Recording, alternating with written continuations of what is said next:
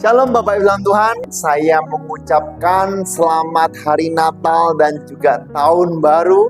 Ya, saya berdoa biarlah tahun 2025 akan menjadi tahun terbaik dalam kehidupan kita. Sebab saya percaya bahwa Tuhan memelihara kita, Tuhan menyertai kita, dan juga Tuhan memberkati kita. Nah, sebelum kita masuk dalam kebenaran firman Tuhan, mari kita bersama-sama berdoa dan bersyukur atas kebaikan Tuhan.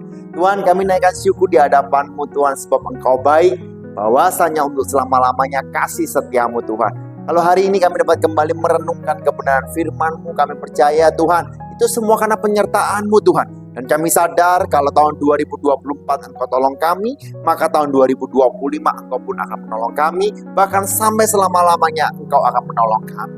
Kami akan memasuki tahun 2025 dengan kemenangan yang berasal daripada-Mu Tuhan. Kami tahu situasi dan kondisi mungkin menakutkan, tapi bersama Engkau kami lakukan perkara besar. Urapi setiap kami semua di saat kami mendengarkan renungan-Mu Tuhan, dan biarlah Engkau sendiri yang berbicara pribadi lepas pribadi dalam kehidupan kami. Di dalam nama Tuhan Yesus, haleluya. Amin, amin, amin.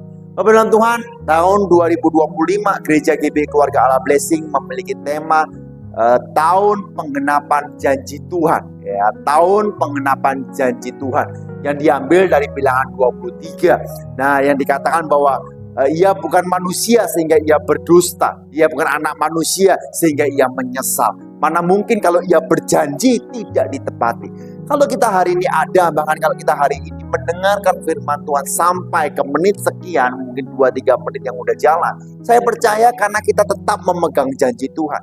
Setiap janji Tuhan itu digenapi. Dari kelahirannya, dari kematiannya, dari penebusannya, sampai kebangkitannya, sampai kenaikannya, sampai karya-karya ajaibnya, semuanya digenapi. Tinggal satu yang belum digenapi, yaitu kedatangan Yesus yang kali kedua. Tapi saya percaya Bapak Ibu, kedatangan Yesus yang kali kedua itu pun pasti akan digenapi. Nah, di renungan singkat ini pada hari ini, saya memberikan tema yaitu ketaatan yang membawa janji Tuhan. Taat dan janji itu selalu sinkron, gitu ya. Orang yang taat berarti adalah orang yang menepati janji. Ya, karena kalau hanya janji saja, Bapak Ibu, kalau kita nggak taat, maka janji itu akan menjadi janji yang palsu.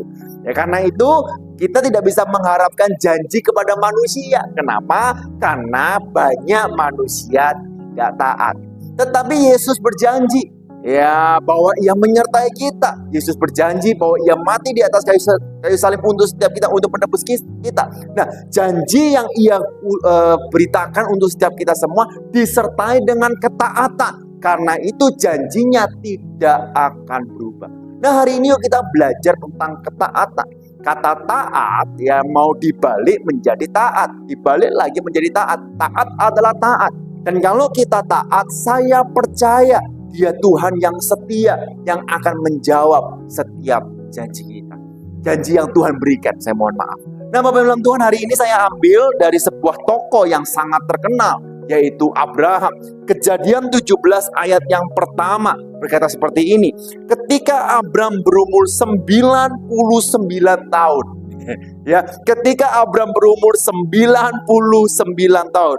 Maka Tuhan menampakkan diri kepada Abraham dan berfirman kepadanya, "Akulah Allah yang Maha Kuasa, hiduplah di hadapanku dengan tidak bercela." 99 tahun itu bukan usia produktif, Bapak Ibu. 99 tahun orang mengatakan bahwa itu sudah masa lansia, bukan masa lansia lagi, tetapi udah melebihi lansia. Tapi saya mau beritahu, tidak ada kata terlambat. Ya, Tuhan tetap mengasihi kita apapun keadaan kita. Bahkan Abraham yang berumur 99 tahun. Ya, harusnya sudah nggak bisa memiliki keturunan. Harusnya tidak bisa lebih kuat, lebih giat, lebih semangat. Tidak bisa. Tetapi Tuhan datang kembali kepada Abraham umur 99 tahun. Hari ini apapun yang engkau alami, satu hal yang mau saya katakan, tidak ada kata terlambat. 2024 mungkin menjadi tahun yang tidak baik untuk Anda. Tahun 2023 mungkin menjadi tahun yang tidak baik untuk Anda. Tapi saya berdoa, kalau kita taat kepada Tuhan, tahun 2025 pasti akan menjadi tahun terbaik dalam setiap kehidupan kita. Buktinya Bapak Ibu Tuhan, hari ini kita ada dan kita mendengarkan firman Tuhan. Karena kita percaya bahwa kita dipelihara oleh Tuhan. Karena itu Bapak Ibu nonton, tahun 2025, yuk kita belajar untuk taat. Taat untuk apa? Yuk kalau kita melihat peristiwa atau perjalanan dari Abraham, bagaimana Abraham berani keluar, berani jalan, berani meninggalkan keluarganya ke tempat di mana Tuhan suruh. Bagaimana Abraham nanti kalau kita lihat Bapak Ibu ya, setelah Kejadian 17, berani dia taat untuk apa? Untuk membawa anaknya Ishak untuk dikorbankan. Itu adalah tanda bahwa di saat engkau taat, maka Tuhan akan memberikan mujizat dan menepati janji dalam setiap kehidupan kita. Hari ini kita belajar taat. Taat untuk apa? Yuk, pertama, taat untuk mengucap syukur. Jangan bersungut-sungut Bapak Ibu ya. Saya tahu keadaan mungkin tidak baik. Saya tahu kemarin saya pergi ke supermarket, salah satu supermarket. Ya, tahun ini baru pertama kali saya ke supermarket sana. Lalu saya melihat, wah, harga buah-buahan semuanya naik gitu ya. Semua naik, yang nggak naik cuma satu, yaitu biaya parkir Bapak Ibu ya.